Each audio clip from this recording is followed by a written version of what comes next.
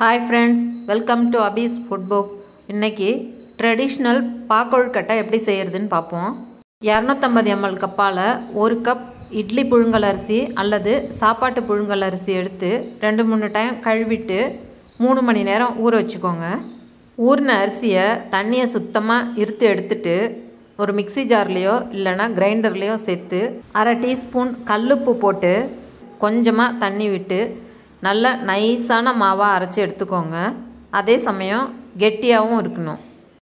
மாவை இந்த அளவுக்கு நல்லா நைஸாக வெண்ணெய் மாதிரி அரைச்சிக்கோங்க. அப்போ தான் கொழுக்கட்டை நல்லா சாஃப்டாக இருக்கும். நான் மிக்சியில் அரைச்சதுனால மாவு கொஞ்சம் தண்ணியாக இருக்குது. அதனால் மாவை ஒரு காட்டன் துணியில் ஊற்றி மூடி வெயிட் வச்சு 5 நிமிஷம் கழிச்சு எடுத்தால் துணி ஈரத்தை இழுத்துரும்.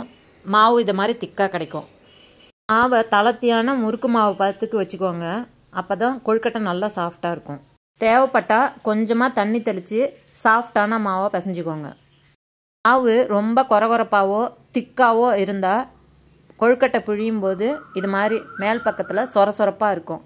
அதனால் நைஸாக அரைச்சி சாஃப்டான மாவாக பிசைஞ்சிக்கோங்க. பாத்திரத்தில் அரிசி எடுத்த கப்பால் 1/2 கப் உடச்ச வெல்லம் 1/2 கப் தண்ணி சேர்த்து கொதிக்க விட்டுக்கோங்க.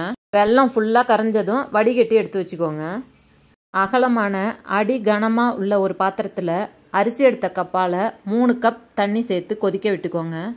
ட்ரெடிஷ்னல் மெத்தடில் எல்லா மாவையும் இது மாதிரி சின்ன சின்ன கொழுக்கட்டைகளாக செய்து பாக்கொழுக்கட்டை செய்வாங்க. அதுக்கு ரொம்ப டைம் எடுக்குங்கிறதுனால மெல்லிசான தென்குழல் அச்சை முறுக்கு குழலில் போட்டு மாவை நிரப்பி தண்ணி இது மாதிரி நல்லா சளைச்சி கொதிக்கும்போது முறுக்கு அச்சை தண்ணிக்கு கொஞ்சம் மேலே பிடிச்சிக்கிட்டு பாத்திரத்தோட அகலத்துக்கு முறுக்கு மாதிரி 2 சுற்று புழிஞ்சுக்கோங்க. உடனே கரண்டி வச்சு கலந்தீங்கன்னா மாவு கரைஞ்சிரும்.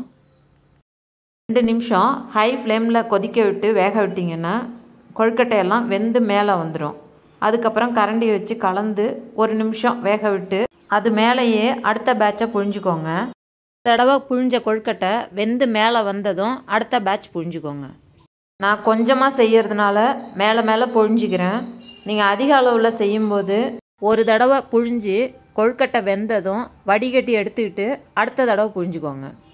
மாவு எல்லாத்தையும் புழிஞ்சு கொழுக்கட்டை வெந்ததும் கடைசியில் இது மாதிரி சேர்ந்தாப்பில் வந்துடும்.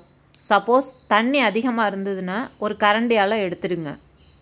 அடுப்பை சிம் பண்ணிவிட்டு வடிகட்டின பாகை சேர்த்து கலந்து 1/4 கப் தேங்காய் துருவல் 1/2 டீஸ்பூன் ஏலக்காய் பொடி சேர்த்து நல்லா கலந்து ஒரு கொதி வந்ததும் அடுப்பை நிறுத்திடுங்க. அதுக்கு மேலே கொதிக்க விட்டிங்கன்னா கொழுக்கட்டை ரப்பர் மாதிரி ஆகிடும். சப்போஸ் தண்ணியாக இருக்கிற மாதிரி இருந்ததுன்னா 1 டீஸ்பூன் அரிசி மாவு சேர்த்து கலந்து விட்டு கொதிக்க விட்டிங்கன்னா உடனே கெட்டியாகிடும். வெள்ளத்தில் தூசி இருக்குங்கிறதுனால நான் பாகு வச்சு சேர்த்துருக்கேன். நீங்கள் நல்ல வெள்ளமாக இருந்ததுன்னா உடச்ச வெள்ளத்தை அப்படியே சேர்த்துக்கலாம். இல்லை நாட்டு சர்க்கரை இருந்தாலும் 2 கப் சேர்த்துக்கோங்க. 2 டீஸ்பூன் நெய்யில் 7-8 முந்திரியை உடச்சி சேர்த்து வறுத்து கொழுக்கட்டையோடு சேர்த்து கலந்துக்கோங்க.